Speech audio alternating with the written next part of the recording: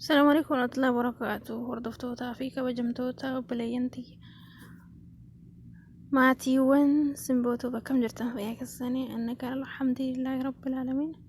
Har'a shamarran teenya waa ilaallatu waan tokko waan shamarran teenya ilaallatu irraa gorfamuullee irraa barachuullee qabnu tokko karaa aappiitiin hadiisa soddomman aappisan akkamii akka haala salphaan gabbuufattanii irraa qara'uu dandeessan quraana irraa hadiisa irraa isa ta'e jechuudha. Hadiisa soddomman mashaallah ana tolee jira. Kana duraan beeku ture amma argee hedduu jaaladhe jira.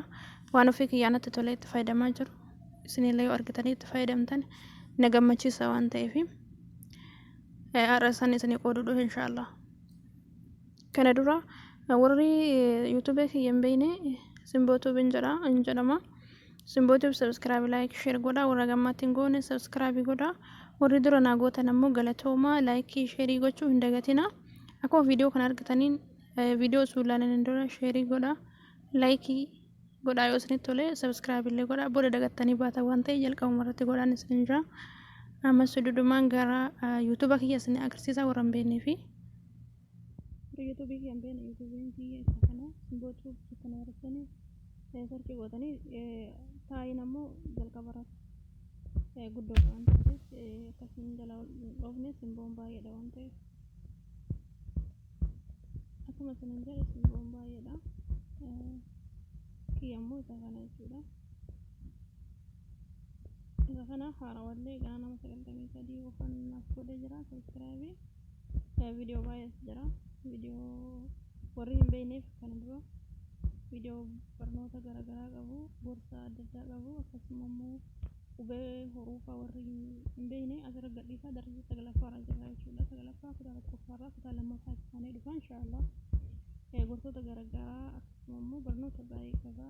Dheera caalaa huruuf warra qubee afaan arabaa hin beekne huruuf asirratti gadi dhiisa. Koottaa seenaa fudhadhaa jechuudha kan ta'eef. السلام عليكم ورحمة الله وبركاته. بليندية أما السنة جرات لا أسوري كيسا حديث سدومان جرا أبي نسلم مدرسة بربادة أبي حديث سدومان دبرتوتا بنجرودا إذا كنا أنقد بوسر وان تيف كيف بريسة لسنا مدرسة دانتا إن شاء الله.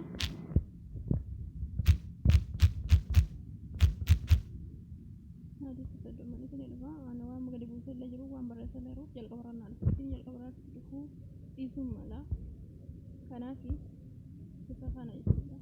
Aapichi isa kana hadiisa soddomman dubartootaaf. Okay, gara duubaatti deebinaa. Gara duubaatti gaafa deebinu aapichi isa kana jechuudha. Isin mul'ata jedhee yaada. Isa kana itti seenne ilaalla. Aappii bareedaadha. Dubartoota seenaaf dhufee jira. Hanga soddomaatti jira hadiisa. Asitti quraana keessaallee dhaamsa dubartootaaf kan quraana irraa ta'ee asitti lafa kaa'amee jira. Afaan arabaatiin afaan oromootiin hiikasaa mashaallah baay'ee natti tole, baay'ee bareedaadha. Seenaatii ilaalaa irraa fayyadamanis ni jira. Akkasuma immoo hadiisa jalqabaa irratti fakkeenyaaf fakkeenyuma isinitti agarsiisaa isin keessa deemtanii ilaaltanii gaafa gabbuufattan waan ta'eef asii afaan arabaatii warra arabii dubbisuu barbaadanii qaala rasuul sallallahu alaihi wasallam jedha isin dubbifadha. Akkasuma immoo afaan oromootiin ergamaa rabbi sallallahu alaihi wasallam akka jedhanii garbittiiwwan rabbii masjidaawwan rabbi irraa dhowwinaa garuu mana isaaniitu irra isaanii caalaa shittoo fi faayan malee haa bahanii shittoon uffaayan maletti haa bahanii jedha. Albaanitu gabaase. Wanta asirraa barannu dubartiin salaataa masjida deemuu akka hin dandeessuu fi masjida irraa isii dhoowwuun akka hin taane ibsaa jedha. Isin dubbifadhaa keessa deemaa ilaalaa. Akkasuma immoo warri kun waan gahee mataa isaanii as qabanii jechuudha.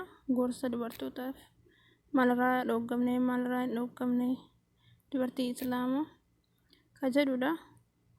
kana irra deemaa laalaa itti fayyadamaan isin jaabulayyan tiyya hadiisa soddoman dubartootaaf mashallah baay'ee natti toleera an gama kootiin baay'ee jaaladhee jira kanan isin jala hanga inshallah viidiyoo biraatii walitti deebinuun nagaaf rahmin rabbii isin irraa jiraattu. Assalamu alaikum warahmatullahi wabarakatuh.